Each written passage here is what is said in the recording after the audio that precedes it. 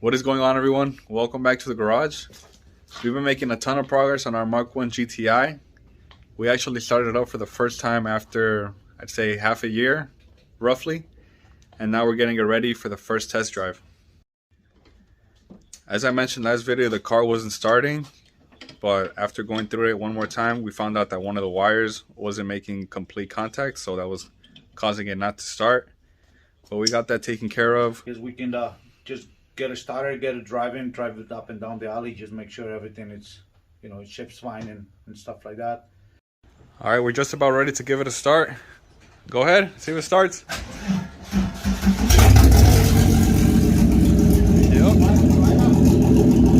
Yeah, right.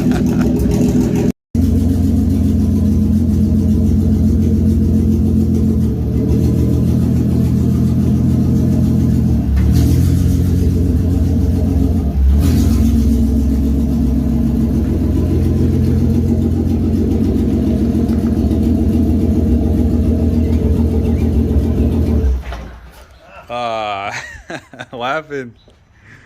It's not gonna start up now.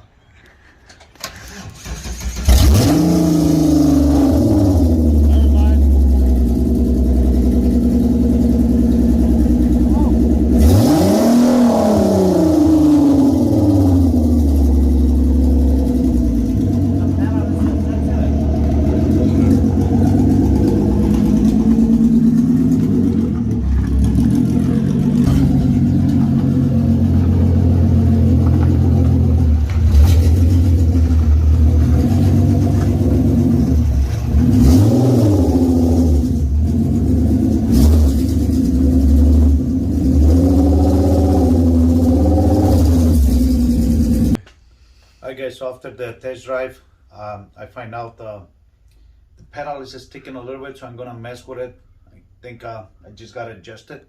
So since I didn't get the base or anything, I just kind of mounted myself. So I'm gonna mess with that a little bit. Shift's fine, clutch is fine, all the gears went through, so stop's fine. I didn't drive it far, just went around the block since we don't have a radiator on it. I don't want to overheat it. So what's next right now, we're gonna be working and removing the battery box so we can paint it. We're gonna be wrapping all the harness for the taillights with a nice wrap tape. Alright guys, so here we are another day. We've been struggling with the cooling system. We messed with it for a couple of days. I'm gonna be honest with you, we tried a couple of different ways to get this thing to breathe and turn on the fence. We tried with a bottle, temporary bottle hooked up to the return from the head to the bottom of the crack pipe, but it wasn't enough. We couldn't get the air to come out of the radiator. I thought that it was filling up the whole thing, but it didn't. After a few tries, a couple of different things, we find out that we were not getting enough coolant into the radiator. The way I did it, and it worked, I disconnect the upper radiator hose, lift it up, and I just put this one in the upper coolant fitting, and then just fill it up to the top, kind of raise it up, fill it up to the top, and then quickly take this one off and put the other one back in. That's how I managed to get all the coolant into the radiator. And then obviously we fill up the coolant bottle and it worked fine. So just a little tip, you guys, if you're doing a swap, something similar to this, try to fill up your radiator first before you fill up the coolant bottle or any way you're doing it. So now we're working on getting the coolant bottle done. We did it, we tested, but now we changed our mind a little bit. We had a sensor that wasn't reading properly for the aftermarket gauges. So now we're gonna weld this on here so we can screw our aftermarket sensor here, so it's gonna sit in the bottle. So we're gonna take it to our guy tomorrow, so he can help us out with this, so we can finally finish up the coolant system. Then we can finish with our intake, and we're gonna keep making progress. Another little nice thing we've been working on, we installed this front splitter that one of our friends did it for us, and we have also the side skirts. So it's something different, something we like, something we want to try, and I think it looks nice. I kind of like the way it looks. It's gonna look more aggressive. We just gonna wait to get our exhaust done. Once we get the exhaust done, then we can probably move on to the rear diffuser that we're hoping to get it done as well. It's coming along nice. It's been a long process, and honestly, I've been kind of frustrated a little bit sometimes with the cooling not being able to come on, with the fence not being able to come on. But now that we figured it out, I'm really happy. I'm excited. I'm tired, but we're still making progress. Hopefully, we get this thing done soon, maybe in a week or so. I can't wait to get it done and finally take it for a rip or something. So we're gonna keep on going with this. For the first time since we got the motor mounted in, we have the front end installed, and we actually have the cooling system figured out. We got the custom fitting that we made welded into the coolant reservoir, and we installed the sending unit for the aftermarket cooling gauge. It's reading fine now. The only thing is that we want this motor running a little bit cooler. The fans aren't turning on until around 200, 205 degrees Fahrenheit.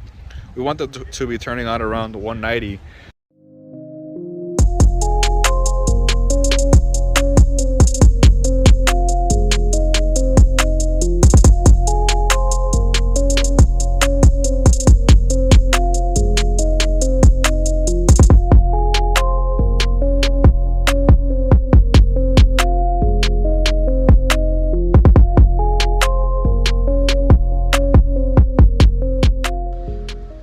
Day after we got the exhaust done, this is what it looks like. Let's see what a cold start sounds like. Dale. Here it comes.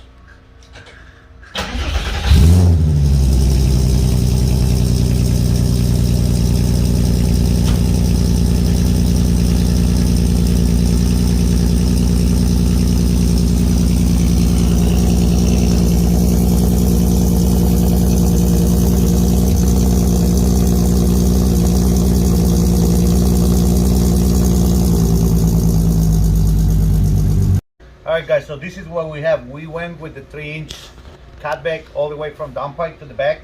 It was a pain to get the 3 inches pipe going up over the beam, and it was a little struggle with the muffler, the position of the muffler. We wanted to have the center exhaust with 4-inch stainless steel tips. So we have the car on jack stands once again. We're going to be working on a few other things in the rear end, but I think that's going to be it for this video.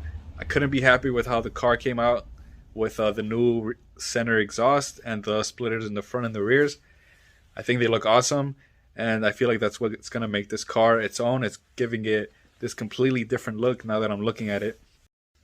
Honestly, when we started to build this car, we never intended to take it to a car show, but now that I see it coming alive, I'm starting to think maybe other people can appreciate it as well. And I think Tune Revolution is coming to Chicagoland in around June. So I think that would be the perfect opportunity for this car. That's going to be it for this one. As always, thanks for watching, and I'll see you guys in the next video.